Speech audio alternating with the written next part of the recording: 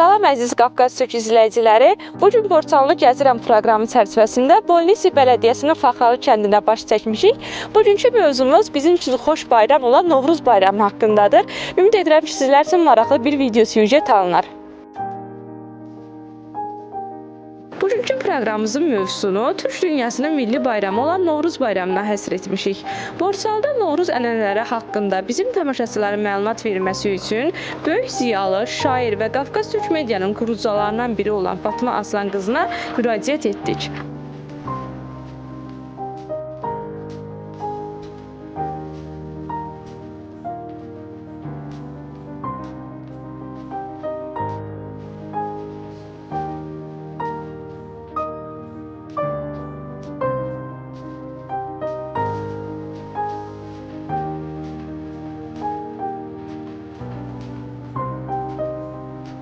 Bir daha təşəkkürümü bildirirəm Fatma xanım. Həqiqətən bugün bizi qonaqpərvərliyiniz üçün, bu çəkiliş imkanı yaratdığınız üçün ilk öncə bu proqram haqqında sizə məlumat vermək istəyirəm. Qafqaz Türk Media olaraq biz Borçalının Gəziri adlı proqram başlatmışıq. Proqramın məqsədi Borçalının tarixi şəxsləri, önəmli şəxsləri, adət-ənənələri haqqında insanlara, xüsusilə gənc nəslə informasiya ötürməkdir ki, bu adət-ənənələr itməsin. Təbii ki də bu bizim üçün ən önəmli bayramlardan da biri Novruz bayramıdır. Bugün bizim bu çəkilişimizin məqsədi ilə Novruz bayramı ilə əlaqədardır.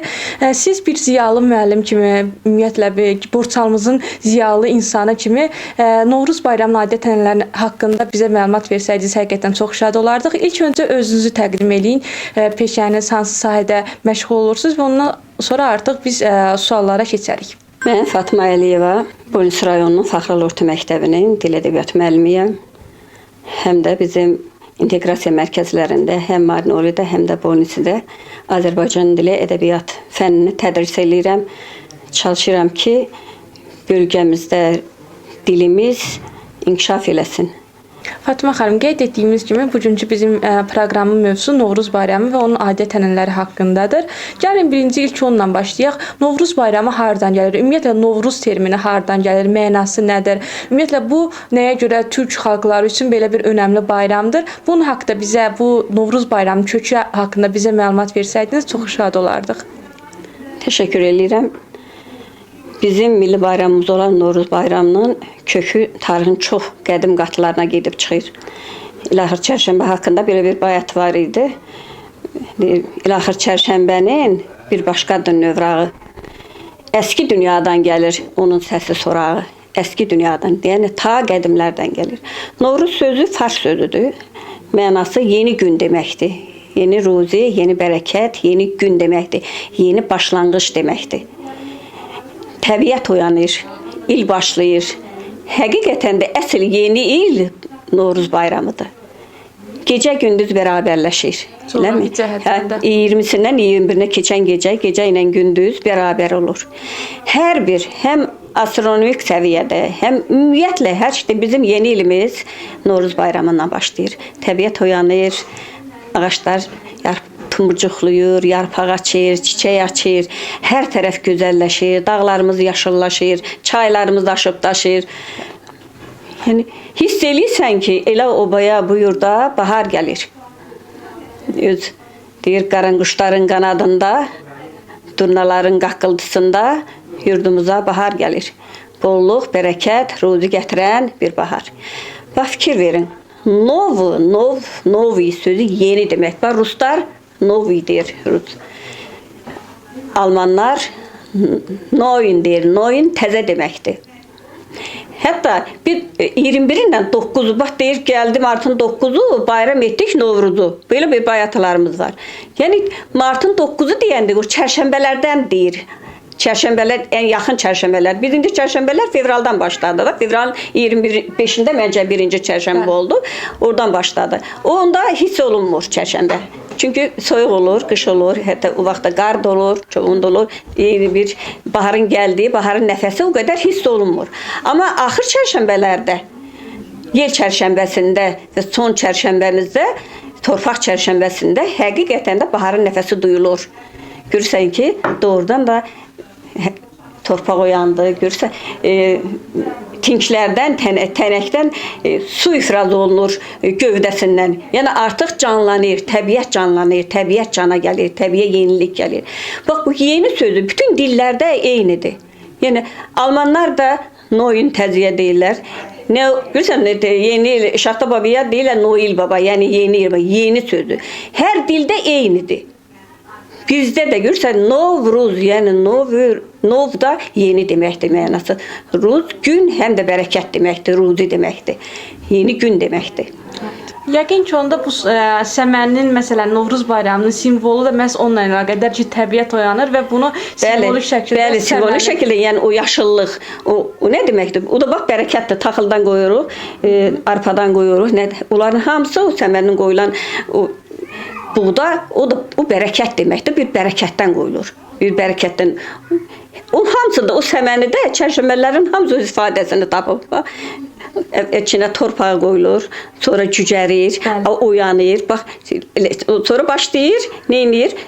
Yarpaqlamağa, yaşıllaşmağa, günəşdən enerjisini alır, başlayır yaşıllaşmağa, təbiət də elə oyanır. Ona görə o simvoldur.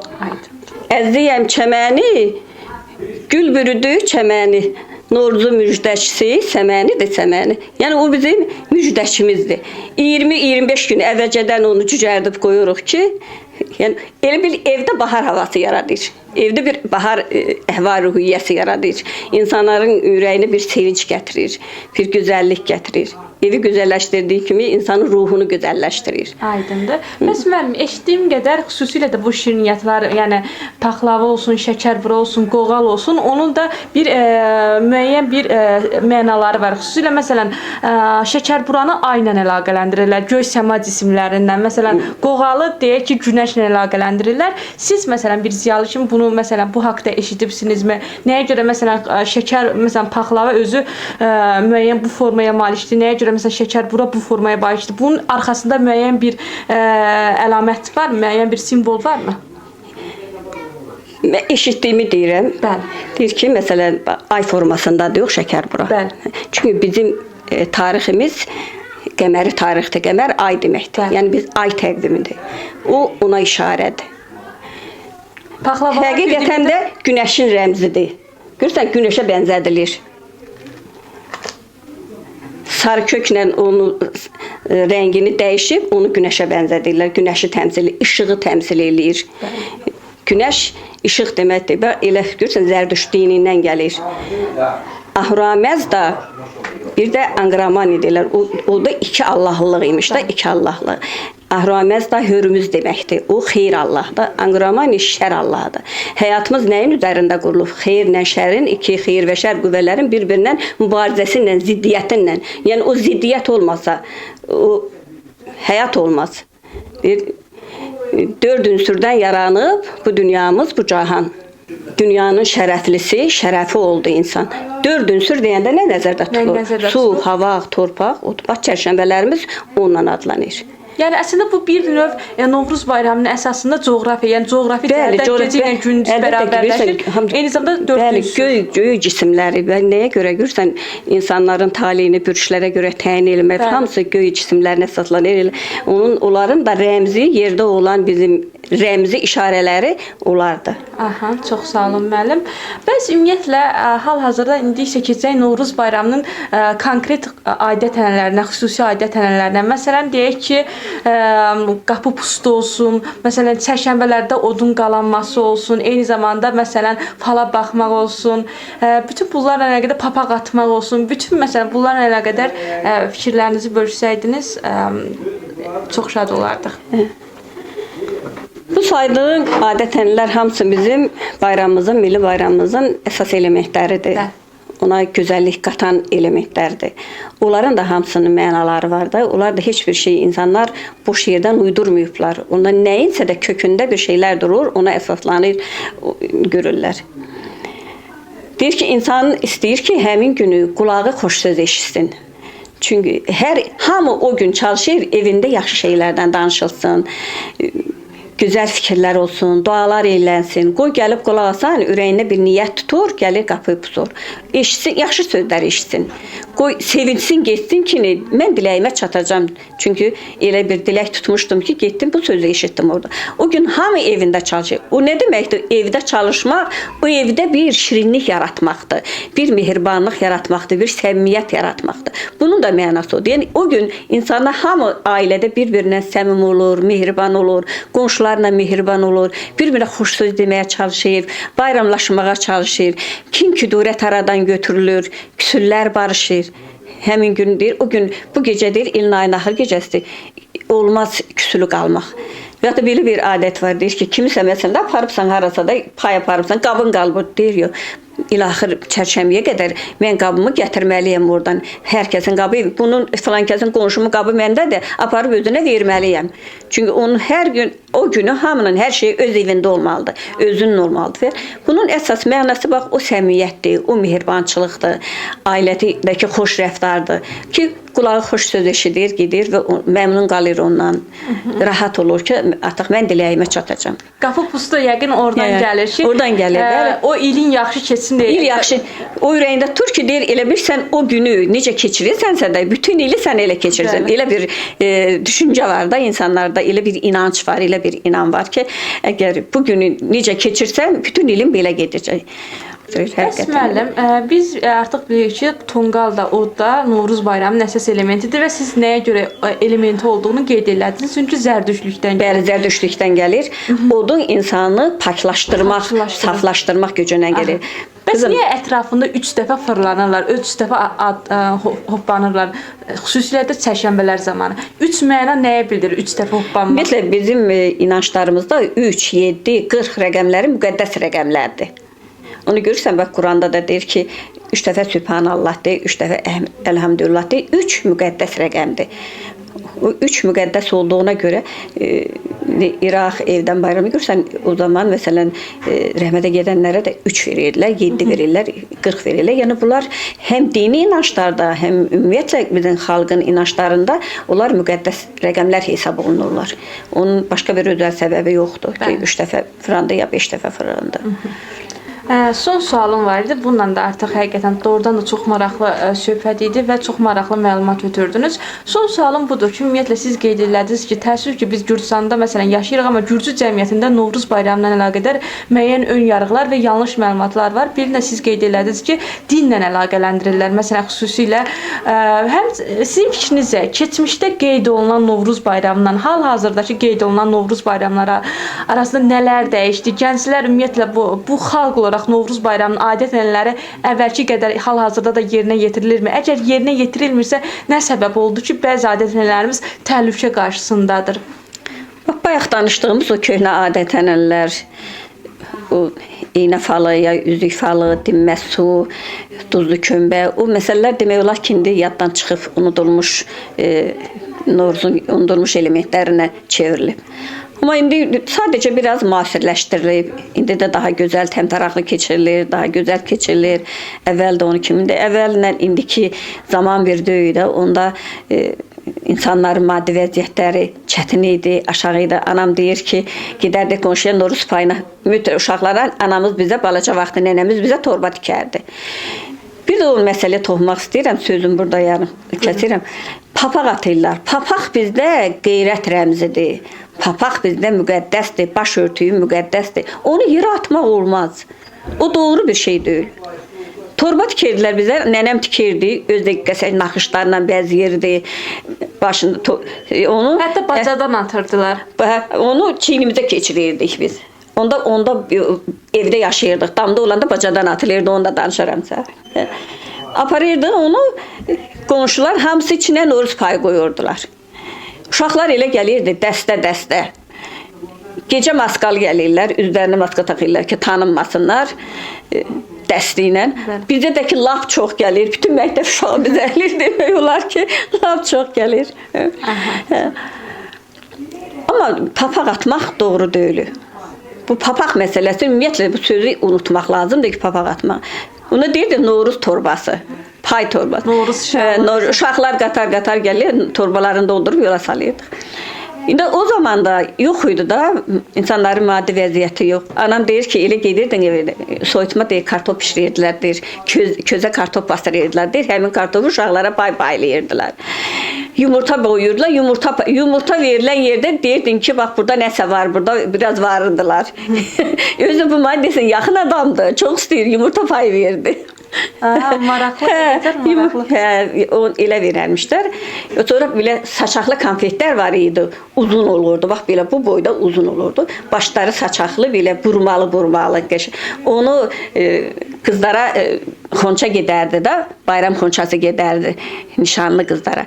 Onu dəsmala bağlayırdılar. Xonça yox idi axı. Dəsmala bağlayırdılar. Künclərinə həmin o saçaqlı konfetlərdən belə bəzək vururdular, bağlayırdılar elə. Bir o saçaqlı konfetlərdən daha harda pay verirsə, daha o da sən çox əzizsən demək idi ki, səni elə belə qaytarmayıblar.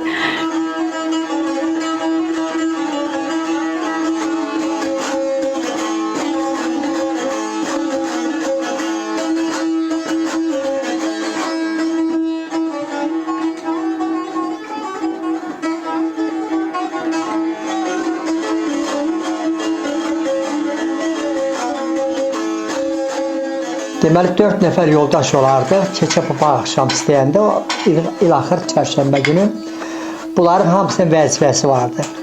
Birinin adı toy çalan idi. Toyda yox idi, evdən bir köhnə vedrə götürərdik. 2 dənə dəf, vedrə qoltuq dəf çala. Biri oynayan olurdu. Birinin adı it qoruyan idi. Üstümüzdə it gəlsə iti qoruyardıq. Bir də pay yığan idi. Hamının vəzifəsi vardı. Pay yığanın qəşəng bir torbası vardı. Pay onun torbasına yığılardı. Oynayan oynayırdı. Hamı öz vəzifəsini yerinə yetirərdi. Təxminən girir saat 11-12 radələrində gələrdik birimizin evimizə, yığdığımız payı aramızda mütənasib bölərdik. Bax, belə bir gözəl adət də var idi.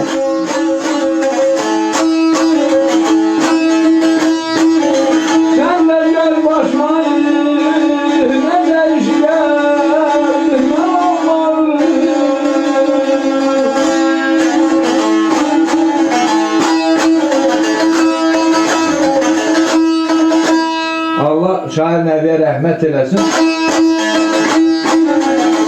Ay baba, bizim yerdə bahar fəslidir. O da düyam ayıdır, Pişa Fatma öz toyundan ötürür. Ermənistanda satılmış, gedir qara taraq düşür. Ay baba, bizim yerdə bahar fəslidir. Sin yerdə duman, ciskin, qar gəldi. Əlim yetməz, ayrı düşdüm elimdən. Sən də gör başıma necə iş gəlir.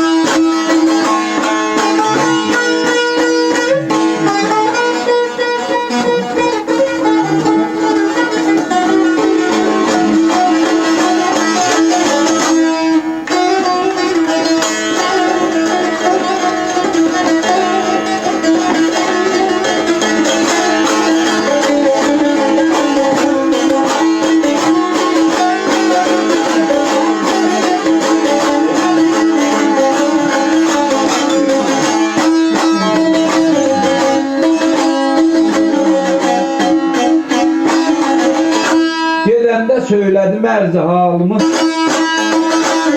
dadıma yetmədi bir mürvət zalım. İstədim qaydam, çaşırdım yolum. Sanasan göllərə qərib quş gəlir.